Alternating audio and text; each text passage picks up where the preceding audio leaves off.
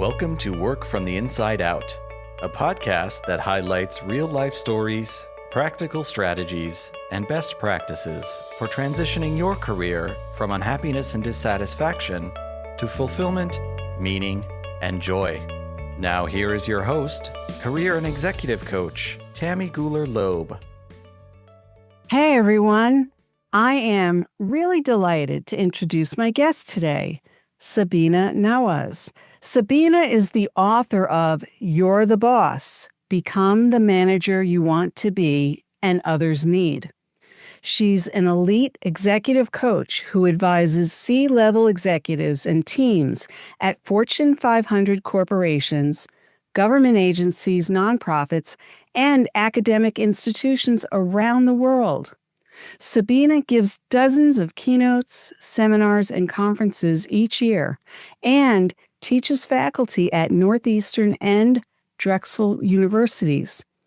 During her 14-year tenure at Microsoft, she went from managing software development teams to leading the company's executive development and succession planning efforts for over 11,000 managers and nearly 1,000 executives, advising Bill Gates and Steve Ballmer directly. Ooh. Well, welcome, Sabina Nawaz. Thank you so much, Tammy. Thank you for having me on your show. Really happy to have you here. So, Sabina, as you know, on Work from the Inside Out, we really enjoy learning about those early years, those formative years. Take us back there and tell us how they may or may not have informed where you are today. Yeah, I think our formative years inform where all of us find ourselves. They have such a big imprint on our lives. For me, there are a couple of things that stand out. One is that when I was fairly young, I think starting from like the age of 8 or 9, adults would come to me to ask for ideas about things. Ideas about what should we get such and such for a birthday gift or a wedding present. And I now realize that one of my strengths is ideation when I take the StrengthsFinder assessment. Oh, that's great. And another strength is woo, which is about connecting with and wooing large groups of people. Mm-hmm. And a third one is around communication. So combining those three things, of course, people would come to me for gift ideas because that requires those strengths. And so I think there was something in me about noticing what others might need and being able to hold my own with adults at a very young age. Wow. In my job now, where I'm working with very, very senior executives, might be the reason why we connect on a level playing field, not in awe of their power or authority. I've held authority positions myself, but I think some of that shaped it. The second formative experience, which was a very big one, and throughout my growing up years, as long as I lived in my parents' home, was a home that was filled with domestic violence. And I think that it really helped me understand and read people well, which again has been very useful in my job and in connecting with others and deeply empathizing with them, helping read them or understand them and what makes them tick so I can help them figure out what's next for them.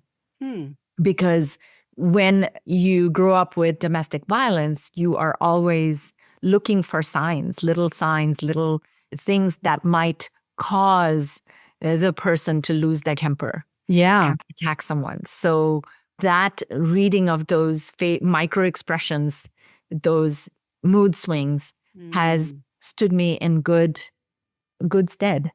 Wow.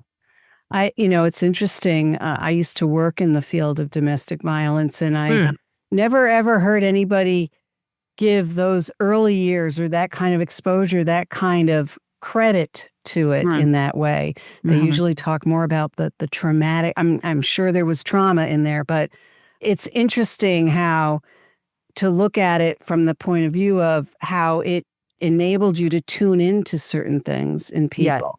Yes. But thank you for sharing that. That clearly two really different parts of your younger years and experiences.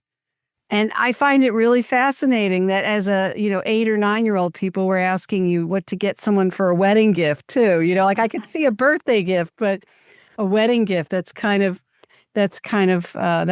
really fun. You probably gave them some good ideas. I have no idea what I suggested at that point, but yes. So, and then you also mentioned some of the strengths finder from that instrument. I just wanted to put a pin in that for a moment. Some of your strengths from the strengths finder, the ideation, the woo, and the communication. Because some people may not be as familiar with that, but that's an instrument that comes from a book called Strengths Finder, and from the Gallup organization. So take us forward from there. Where did you go from there? From a gift giving and somewhat difficult household. Where did you go from there? And by the way, where did you grow up, Sabina? I grew up in Calcutta, India, and I transferred to Smith College. That's where I went next as a junior, majoring in computer science and minoring in electronics. And then did my master's at the University of Massachusetts. Graduating from UMass, I sent out 180 job applications. Microsoft was the first one to hire me, to fly me over to Seattle, which I thought I was going on a boondoggle. Never been to Seattle. Here's a free trip. But I fell in love with the place after my third interview. And I worked in software development at Microsoft for, I think, a little over 9 years on a variety of products, brand new ones and established ones like Windows or MSN or Internet Explorer. And then I switched careers while at Microsoft and headed up the company's executive and management and leadership development programs, and did that for about 6 years. Wow. 20 years ago, I left the corporate world to start my own business.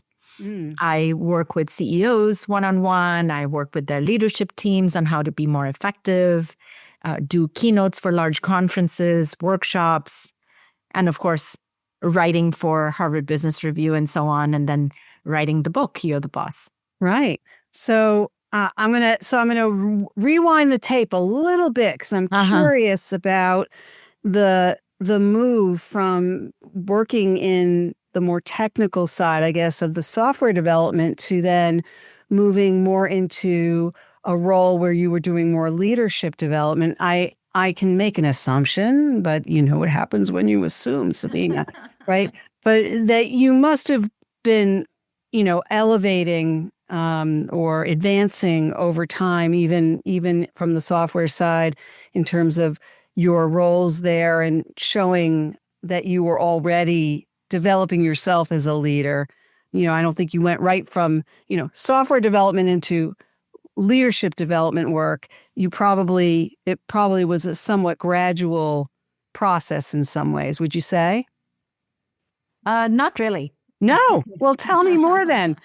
Because I'm curious, how did you make that switch, or how, I would think most people would have something gradual happen in between.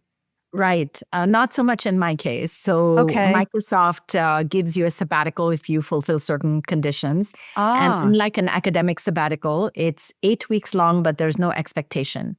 So for the first time in my life, I found myself, I traveled for 3 of those 8 weeks and had 5 weeks to not do too much. We started a nonprofit theater company, and then I sat around eating bonbons on the couch. And as happens when you sit around doing not much, you start to get these pops of crystal clarity insight. One of the pieces of insight I had was that it was no longer a matter of if but when I would become a corporate vice president. It was still probably 5 years out, but I knew for certain the rubric, and I knew for certain that I would get there. And that, Tammy, made for the most anticlimactic moment of my life. Because I thought, if I already know the formula, why am I going to spend the next 5 years chasing it? I know I can get it. I know how to do it. So what's going to challenge me? What's next? And I was completely stumped, because that had absolutely been my career aspiration, especially as a woman in tech. Yeah. I started thinking about, well, what are my strengths? And I had gotten a lot of feedback about being good with people and managing people. Oh, So I okay. thought, oh, maybe I should look into this people stuff, not knowing anything about it. Yeah. Approached the hiring manager who was for management development. And she had seen me speak at a conference and we had connected and bonded. And she said, yep, I would love to hire you. And voila, presto, changeo, overnight, I went from software development to people development.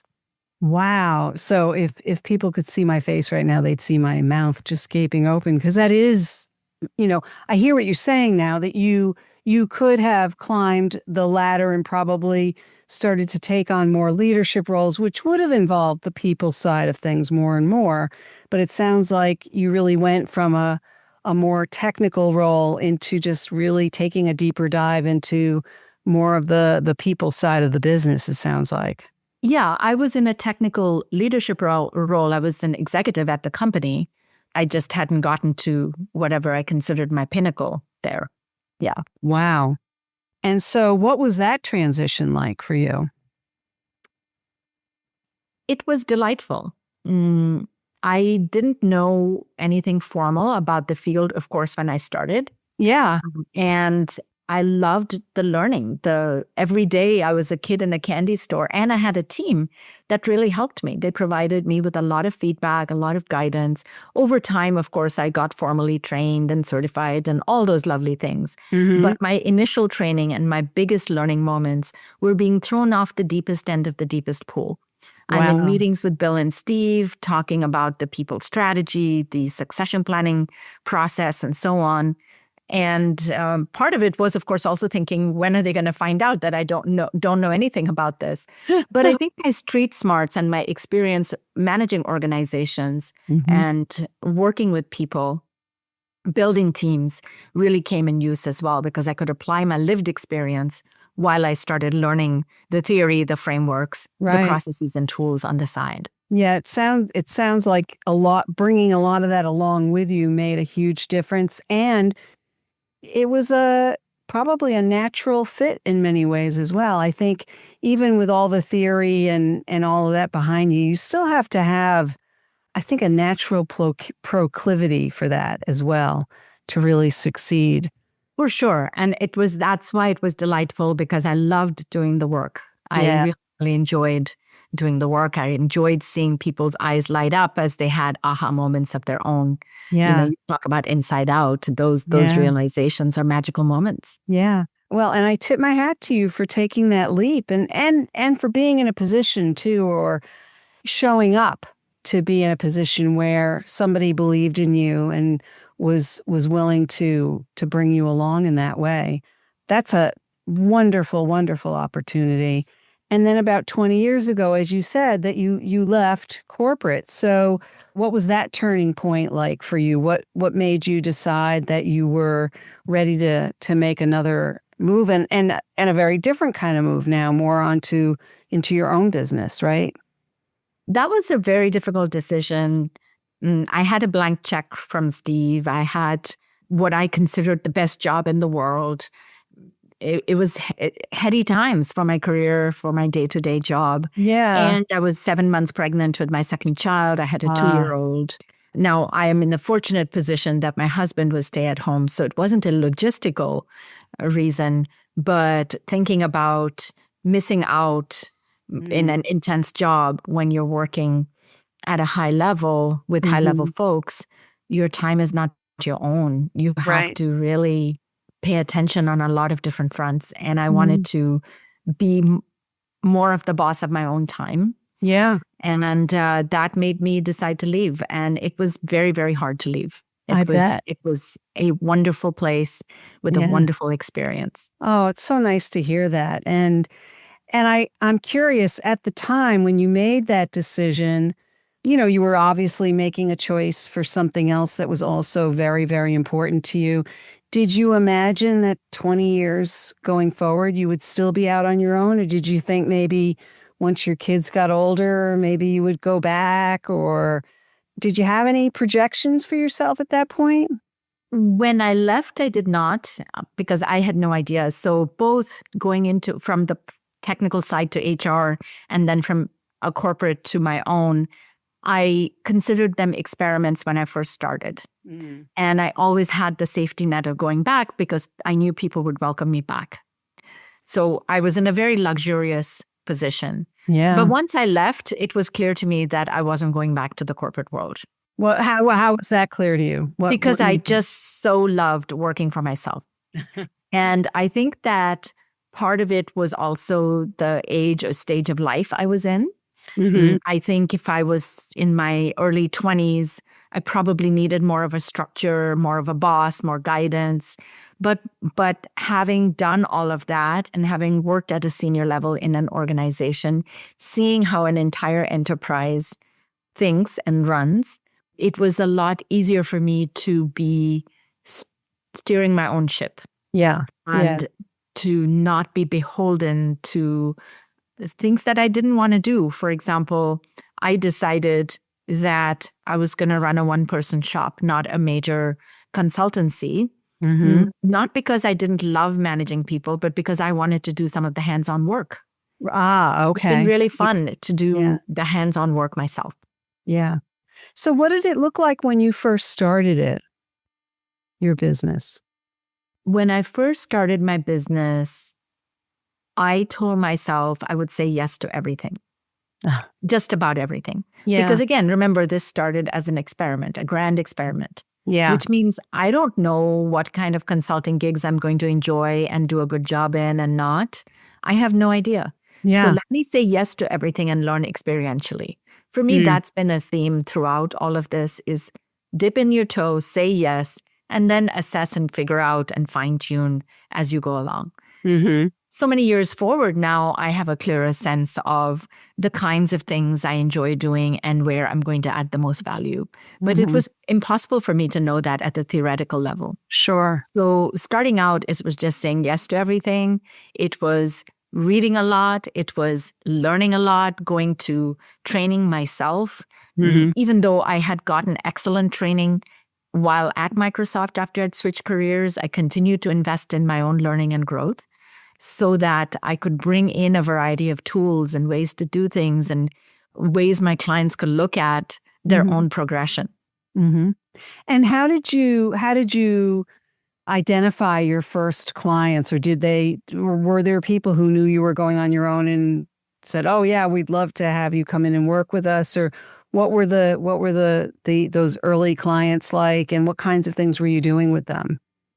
I had another fortunate problem of plenty, and it was super easy because the people I had worked with at Microsoft then wanted to hire me to come and do things. So in fact, I left when I was 7 months pregnant, and when I was about 9 months pregnant, I was running an offsite for one of my first clients. And people were worried, like, are you going to go into labor while you're here? Because I was huge. So initially, my work came from the people who already knew me and knew my work. Sure. As people started leaving the company, I would let them know, hey, I'm still open for business. And so then I started getting business elsewhere. My goal was to diversify my portfolio of work, my book of business, not just have it be Microsoft, because of course, I knew that company well and I knew how to add value there, but I wanted to explore and understand other organizations. And now I've worked in over probably 25, 30 different countries and dozens of companies and universities and government agencies and nonprofits. So it's been really fun.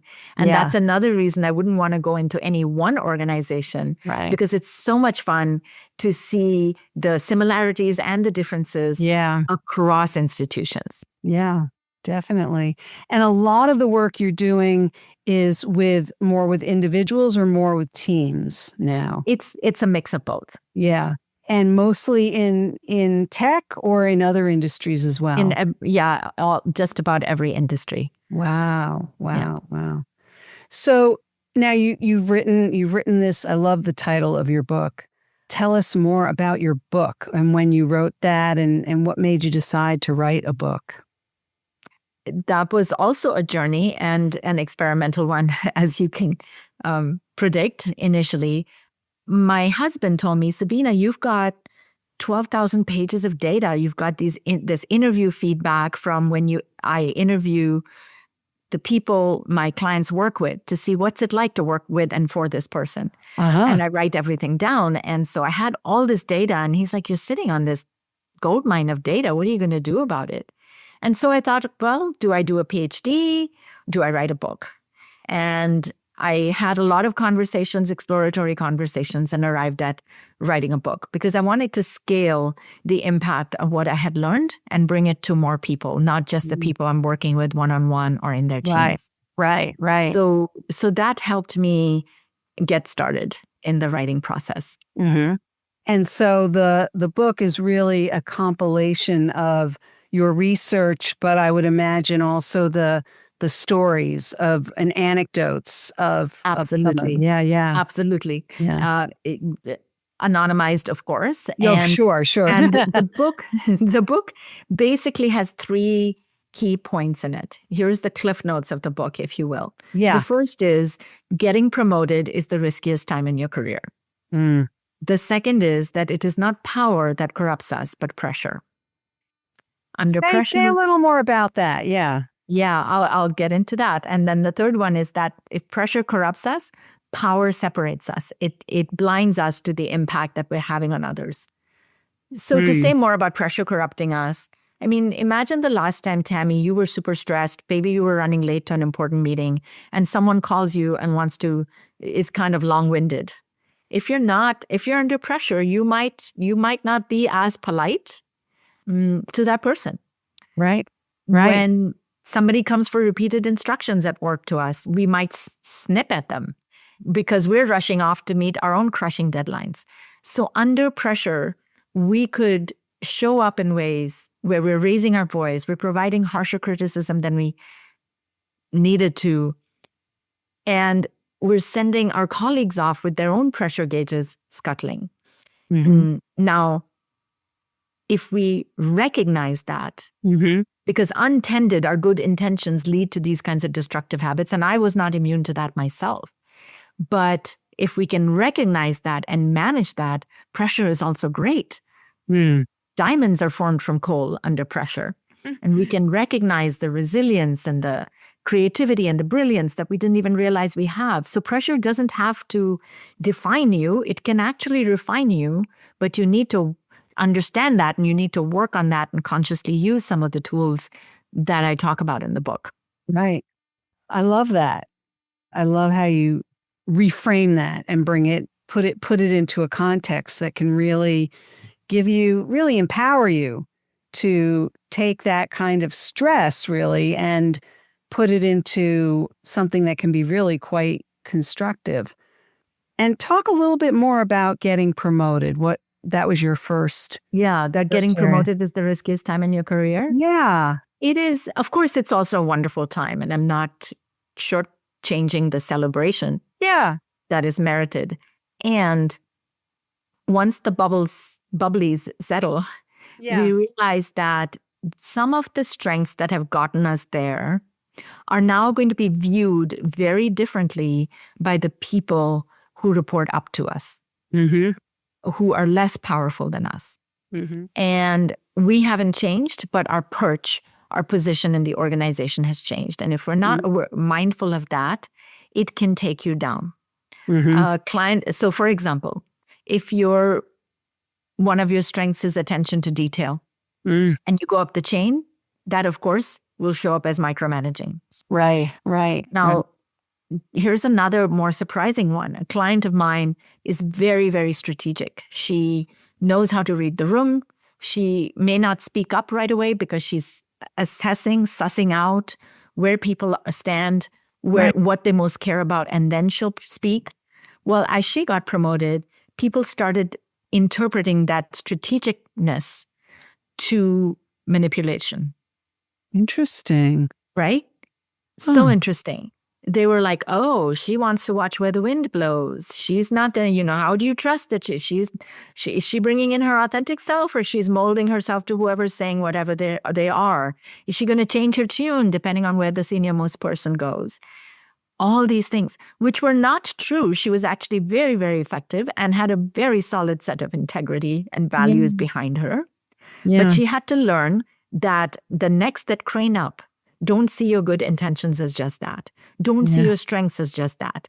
You have to be really mindful to break it down for them as to this is why I'm doing what I'm doing. And here's how it's going to benefit us.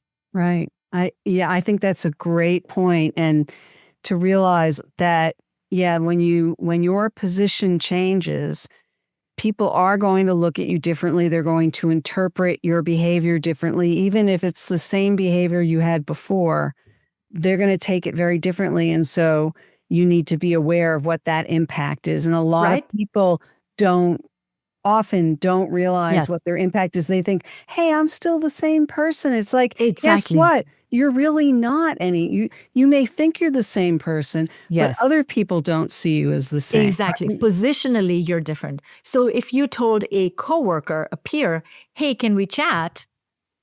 Sure, yeah, let's go for a walk, whatever. As a boss, you stop by somebody's cubicle and go, hey, can we chat? They're thinking, oh my gosh, I'm in trouble. I better pack my boxes before I go in there. Right. So you can say the exact same things you used to say before, but the effect is just very, very different. So the key, I think, one of the keys at least, is to be aware of that impact. And so that when you are doing something that could be open to different interpretation, you might have to take an extra step and just, not that you have to explain everything you're doing all the time, but to be a little bit more, let's say, transparent about what your intentions are with certain things that you're doing, or even when you're being quiet, what that even means, right? Exactly.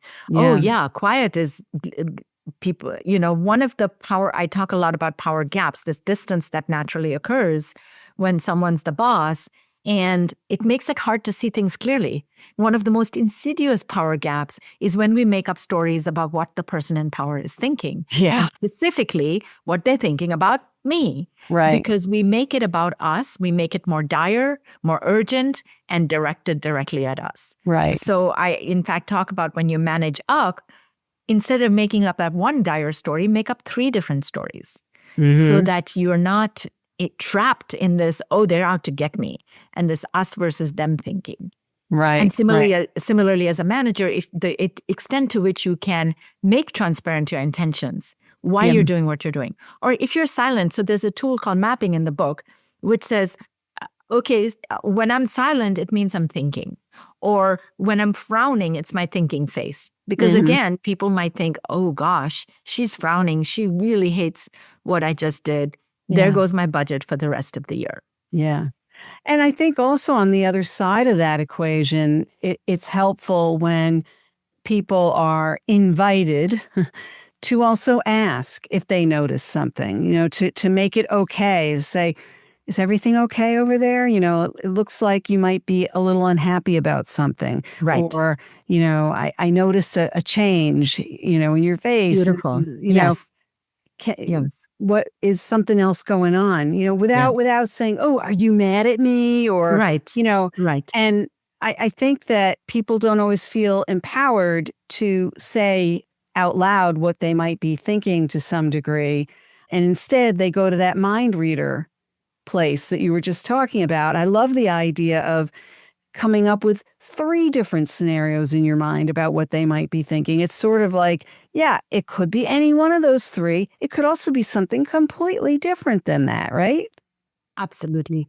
Absolutely. And just even entertaining the possibility that there might be other stories is going to unhook you from that singular story. Right. And that's the key. It really is. That we don't just fall prey to our assumptions, or what I always say to people, are you a mind reader? Do you really know what everyone else is thinking? Because chances are they're not even thinking about you right now. They're thinking about what they're going to have for dinner, or with the greatest affection, I often tell people, you are not that special. It's not about you. I know. That's great. So now that your book is out, and I assume that you've been doing maybe even more speaking and sharing some of the frameworks out of your book as well.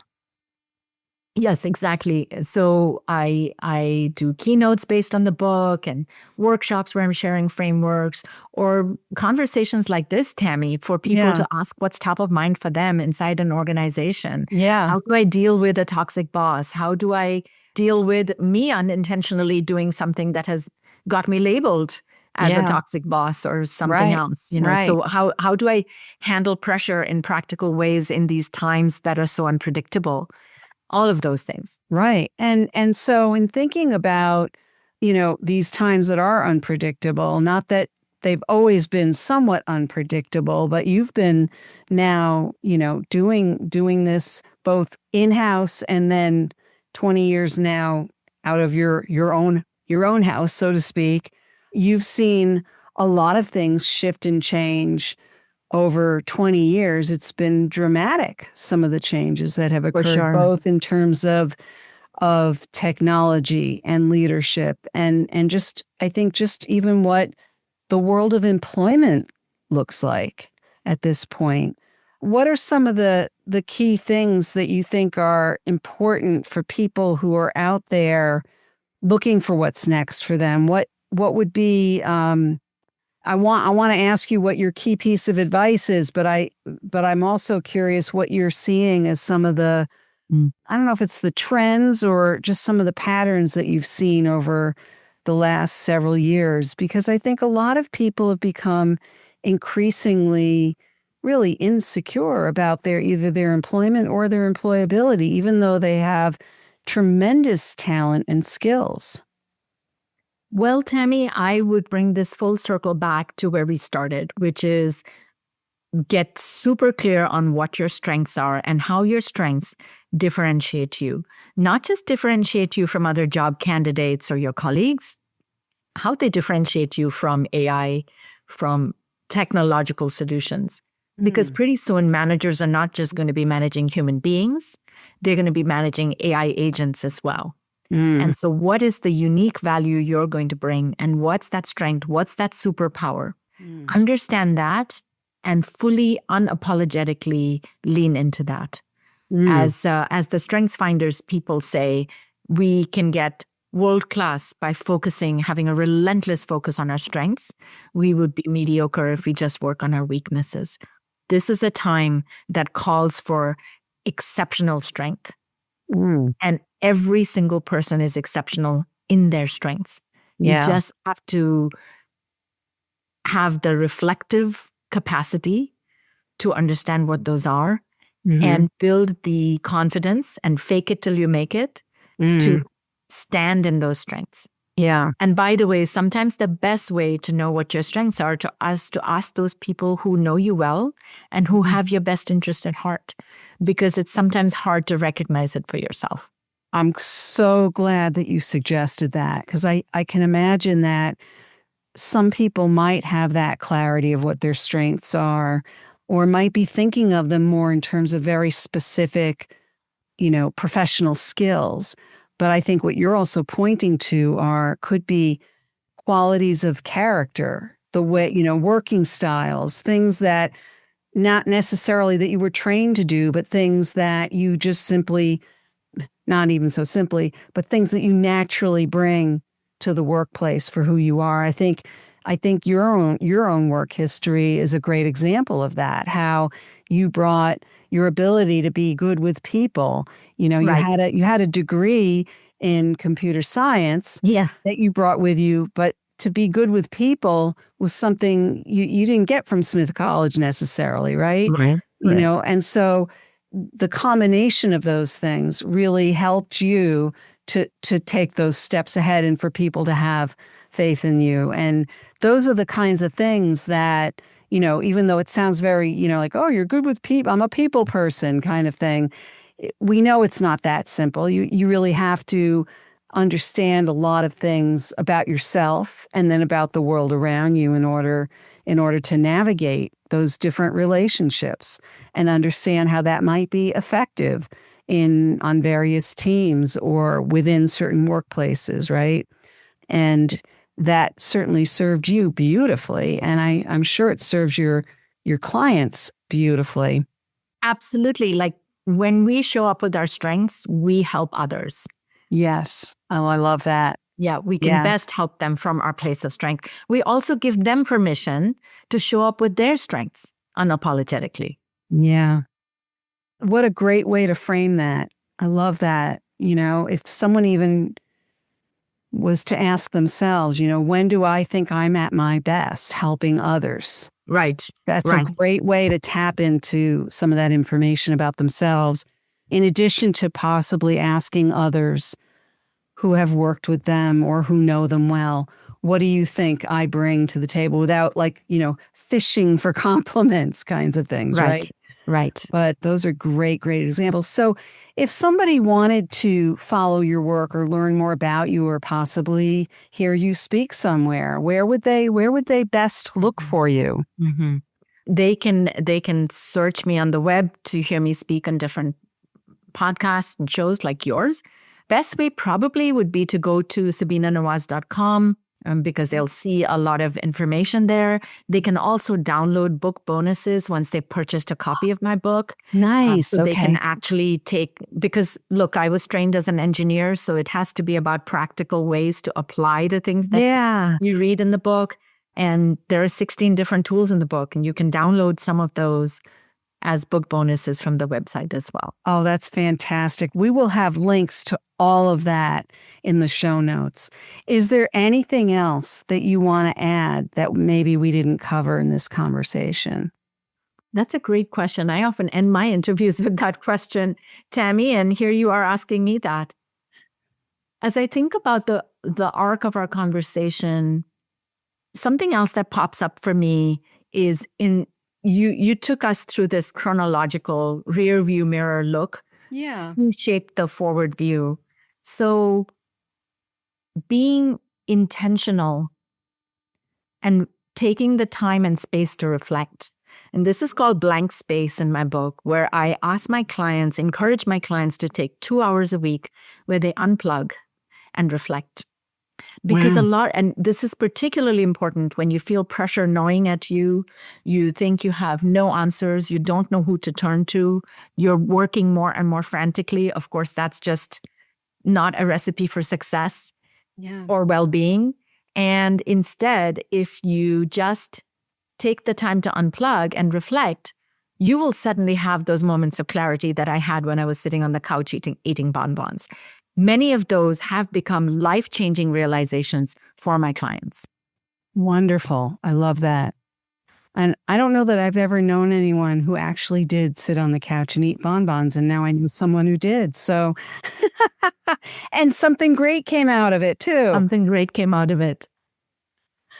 Well, Sabina, this has really been delightful. I love the trajectory of your story and your career and all the wonderful things that have come out of it, and I know are about to continue to flourish. I encourage people to get their hands on your book, You're the Boss, Become the Manager You Want to Be and Others Need. It sounds absolutely fascinating. Thank you so much for being here. Thank you very much, Tammy, for having you. What a wonderful conversation. I really appreciate how deeply you listen and how you build on the dialogue here. That was delightful. Thank you. Oh, thank you. Thank you. I appreciate that. Thanks for sticking around to the end of my interview with Sabina Nawaz. What is your key takeaway from our conversation? If you are interested in any of the resources mentioned in today's podcast, you can find them in the show notes on my website at tammygulerlobe.com/podcast. Just look for episode 277.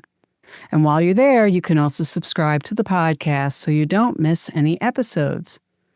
Did you know that ratings and reviews on Apple Podcasts can help this podcast reach more people? Please help me to inspire more people to move their careers in meaningful directions by clicking on the Apple Podcasts button and leave an honest rating and brief review there. It means so much to me and will help give the podcast greater exposure and reach. Are you anticipating your next professional move? Check out my award-winning book, Work from the Inside Out, break through 9 common obstacles, and design a career that fulfills you. It's available through my website, Amazon, Barnes & Noble, independent bookstores, or through your local library. You can also help sustain this podcast by buying me a cup of coffee at buymeacoffee.com/TammyGL. Since this podcast is self-funded, your support is acknowledged and appreciated. Thank you so much for listening. And remember, it's never too late or too impossible to increase your sense of fulfillment and satisfaction in your work and other meaningful activities. Let me know how it's going for you. I'd love to hear from you. Bye for now. Thank you for listening to the Work from the Inside Out podcast. For more information, you can find us at www.workfromtheinsideout.com.